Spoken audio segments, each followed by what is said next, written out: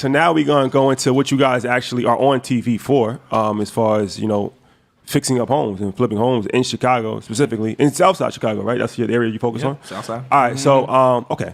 So what's the real estate opportunities? Because in Chicago, we're in Chicago, so I think it's important to talk about, highlight that. Before we start anything, what's Chicago real estate look like, and what's the real estate opportunities in Chicago? There are a lot of opportunities in Chicago. Man, we have one of the hottest markets in the country. Right. The question is, it's just how are you starting? I mean, if you do have your credit and your money saved up, you know what I'm saying?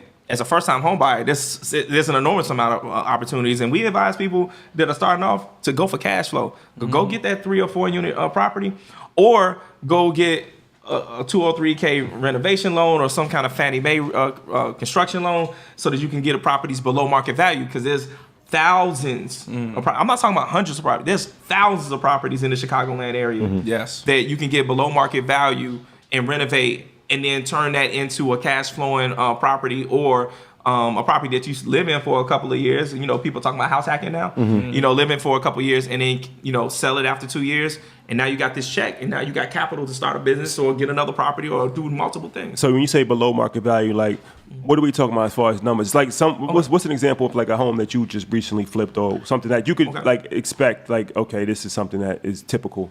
Man, tell them about the one, the Bronzeville house. You want to talk about Bronzeville? Yeah. You said the last property. It the last doesn't have to be the last one. It could be with anyone. Okay, well, all right. So I do use this example a lot. So so I got a 3,000 square foot Greystone single family home. What, Greystone? Greystone. What is that? It's like a brownstone. Okay, brownstone. Okay. Greystone. Okay. Because they're great. All right. Yeah, that's it. Right. So I got a 3,000 square foot Greystone in Bronzeville, which is a neighborhood on the south side. Got that for $200,000.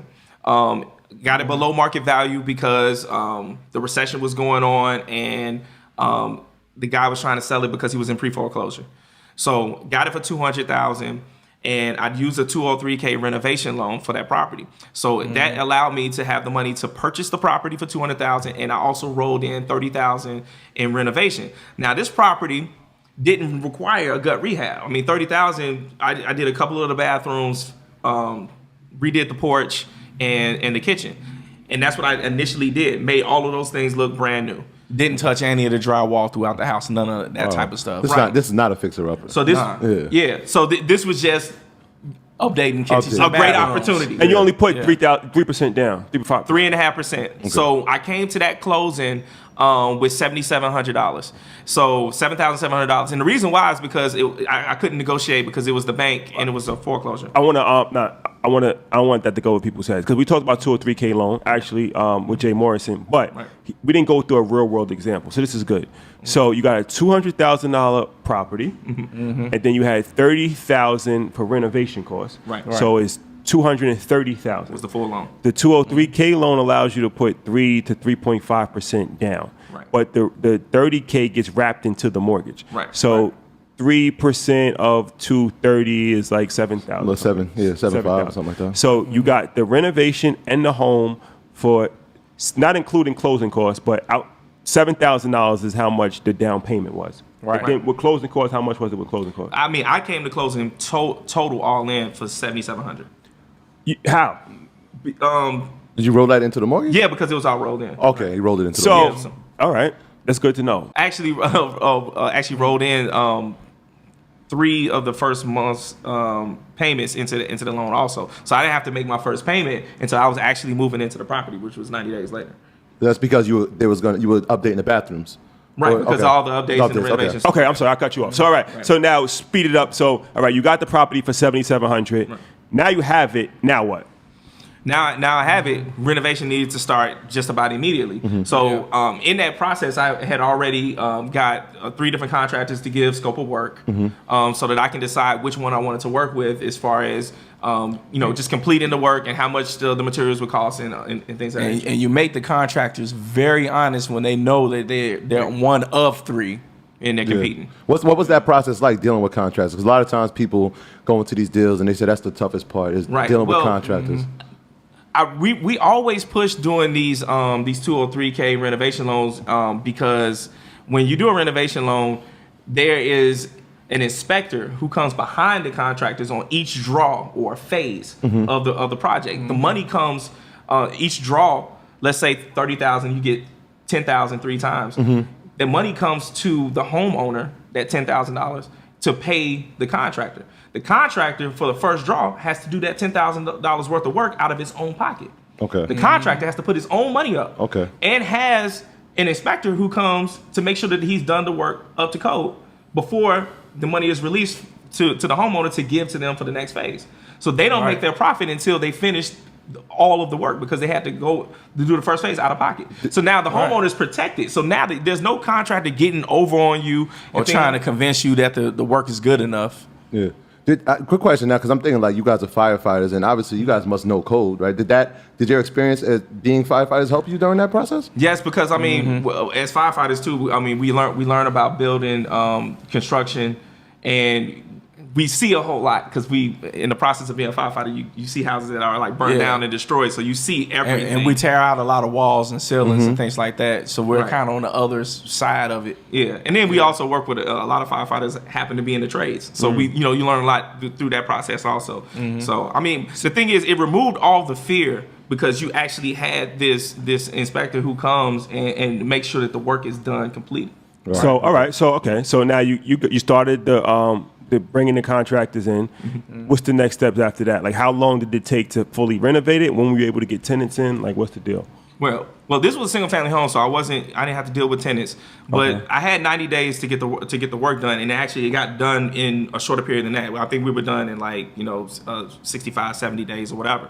So by the time I had to make my first mortgage payment, I was able to move my furniture in and start living. You was living there? Yeah, I lived there. Okay. Yeah. How long did you live there? I was there for about 3.5 years. My intention was to be there for 2 years because I knew that after 2 years I would be able to sell the property, no capital gains, and also I knew that my credit would go back up because I did a short sale. See, we didn't include that. The condo that I did a short sale on that. After 2 years, my credit went back up, and it coincided with my ability to sell this property with no capital gains. Now I was enjoying myself so much that I actually ended up staying for a little bit longer than I anticipated. We had so many poetry sets. Toga parties and so you guys were both living in boils. You guys were both living in the property? No. So can you talk about that capital gains? You said that 2 years you allowed you not to pay capital gains. Right. So you have to be there 24 months. That's the rule. What is capital gains? Capital gains is the profit that you make on a property, the difference between how much you paid for it and how much you actually sold the property for. So the profit is the capital gain. And so the tax on the capital gain happens on properties that are not your primary residence or you haven't lived in as your primary residence for at least 24 months. So that's why I knew I needed to be there for at least 24 months in order to be able to collect those capital gains, which in this instance was $80,000 cash, and then be able to then have the capital to move on to buy a multi-unit property and then start flipping homes and then partnering with my brother to really, start to do more than we had ever anticipated. So if you don't live in a property for more than a year and you sell it, but you use the proceeds to buy another home, do you still have to pay capital gains? You can do what they call a 1035. Yeah, 1030 exchange. The exchange. Right. Yeah, he knew. Yeah. You already knew what you wanted to do. There's different ways to slice it. Yeah, you can do that. Yeah. I answered my own question. All right. So and the whole time that he was doing that, mind you, I'm also buying multi-unit buildings while he's doing that. Right. So by the time he sold that property 3.5 years later, I already had 2 3-unit buildings that are cash flowing. And so it's like the two of us are like one person, right? Because I'm implying one strategy. Yeah. And when his condo went from worth of $150 to being upside down to $30,000, I looked at that. I was like, I ain't never buying a condo. In fact, I ain't buying a house neither. I'm going straight for the multi-unit apartment buildings. Thanks for making that mistake, bro. Yeah, thanks. Somebody has to jump out there first and bust open. But the thing is, what we did learn though is we learned about the power of cash flow, and we learned about the power of buying properties below market value, and being able to get that cash and that leverage. For us to then be able to go now I got this lump sum of money, and now it's like, okay, now let's buy another multi-unit property, So for cash flow. Now let's go. We went hard money.